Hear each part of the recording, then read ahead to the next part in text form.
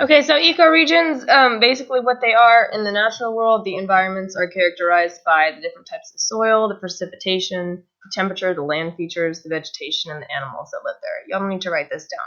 But Texas is divided up into several ecoregions depending on what map you're looking at. This is a basic map that has how many? 1, 2, 3, 11. The big are, let me change this ink color here. This one, which is kind of the rolling plains and the high plains.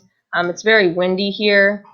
If you ever drive out there, you'll see a bunch of windmills. They're trying to do some clean energy generation out there, and it's always windy, so the windmills are always turning. Out here we have the East Texas piney woods. There's not a lot of erosion or weathering there because pretty much the whole area is covered with trees, and the trees have roots which hold all the dirt in place. Along the coast, the Gulf Coast prairies and marshes, anything along the coast is going to have a lot of weathering, erosion, and deposition because of the wind and the waves from the ocean right there. And then right here in the center, we have the Edwards Plateau and the Llano Uplift. This whole area in here is sitting on top of limestone, and limestone it weathers really easily. Like water can weather it down, and it can kind of wash it away. So there's a lot of interesting geological features in this area here due to this being basically sitting on a bed of limestone, which can weather really easily. And we'll look at some pictures of that.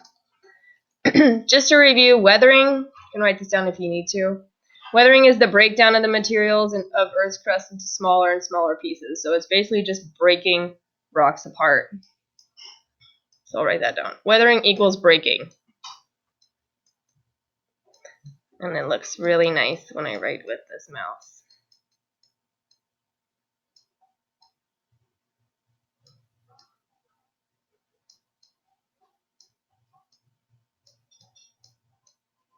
So weathering is just breaking the rocks apart.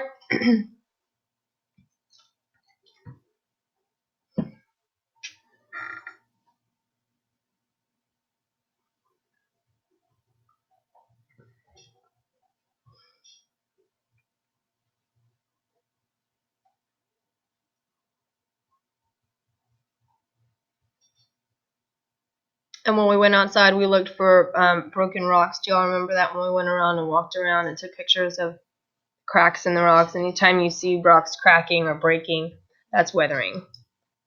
Erosion is the process by which the sediments are moved around, and they're moved around by water, ice, wind, or gravity, moving those fragments of rock and soil. So anytime the fragments that have been broken off by weathering are moved somewhere, that's erosion.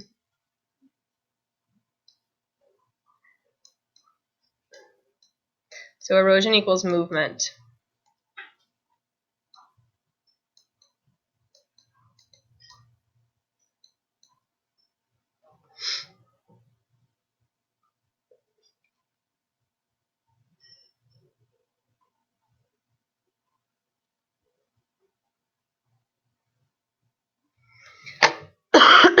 Excuse me.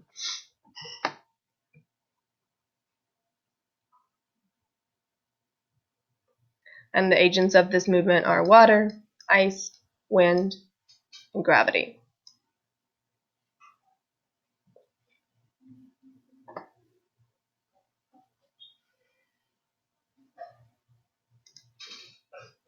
Here's some pictures of water erosion.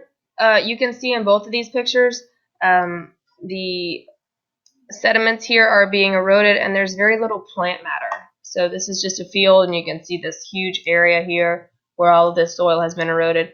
There aren't very many plants right here to hold the soil in place. So plants are really imperative as far as keeping the soil in place.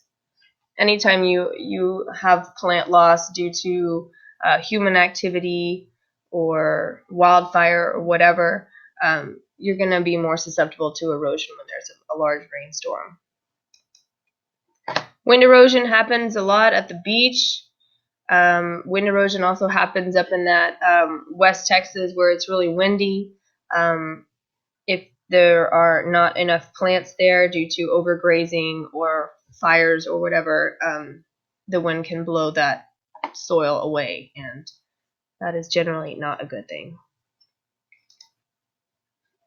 And deposition, you don't have to write all this down. Deposition is the laying down of sediment. So deposition is the dropping off.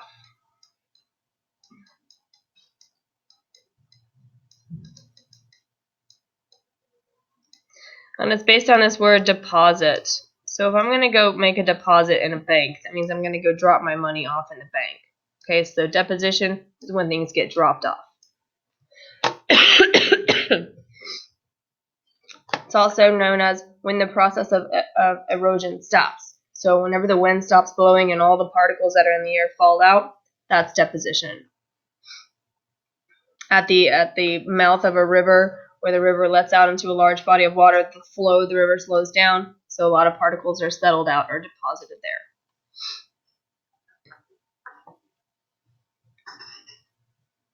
So deposition is dropping.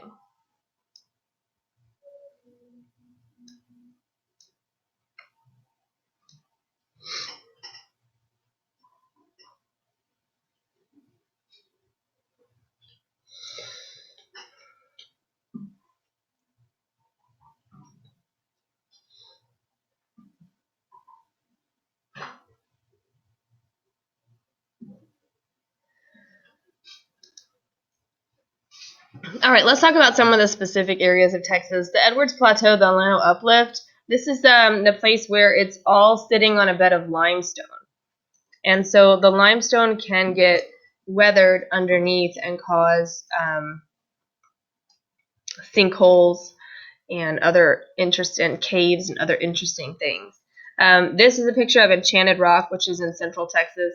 And you can see in this picture, the lower one, like the sheets of the rock have just broken off. So that whole area there is experiencing some weathering.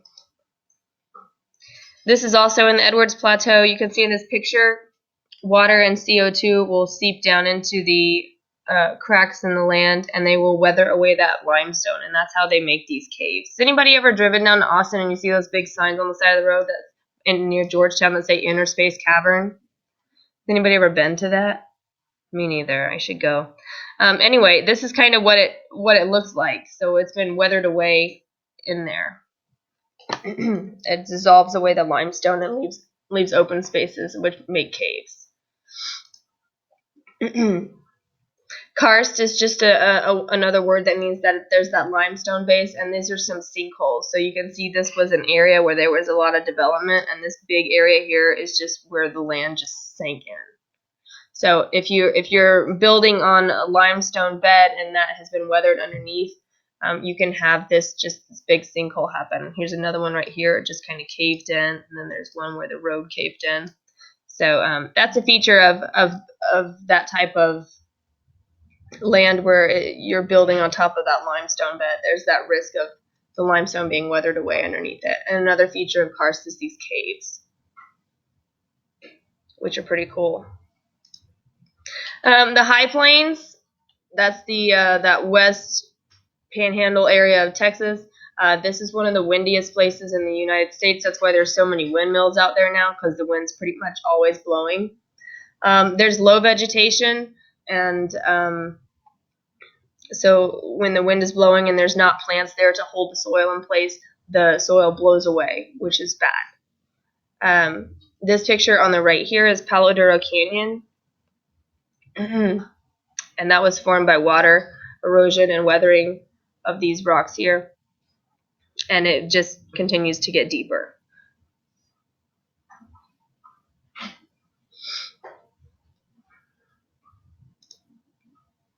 The Trans-Pecos and the Chihuahuan Desert, that's kind of way out in West Texas, near where El Paso is.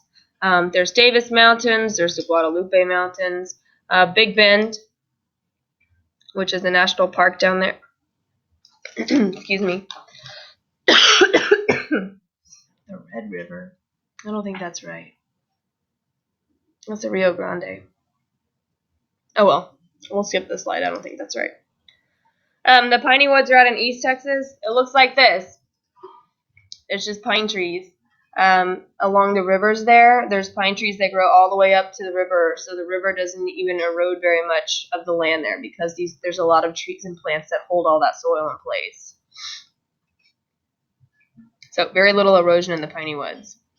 The Gulf Coast plains and marshes, this is where you're going to have a lot of weathering, erosion, and deposition. The waves cause weathering, erosion, and deposition constantly.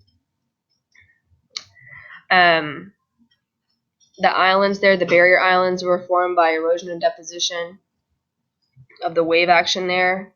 Sand dunes are caused by erosion and deposition. So there's a lot of activity there along the coast. These are river deltas. This is what happens when the river meets the ocean and the flow slows down. It deposits a lot of sediments, and all of this area here was kind of dropped out whenever the water slows down as it meets the ocean. And this is another one right over here. This is the river flowing into the ocean this way, and all of this along the sides has been deposited.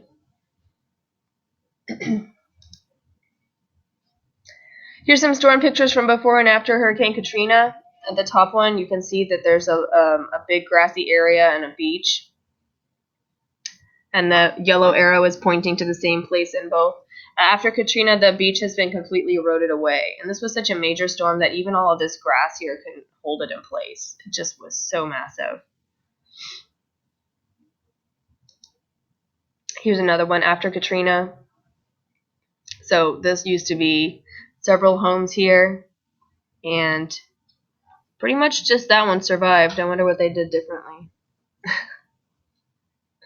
But yeah, the beach has been completely eroded away. And that's all I got for that. Does anybody have questions, concerns, compliments on how awesome this was? It's an amazing way to start your day.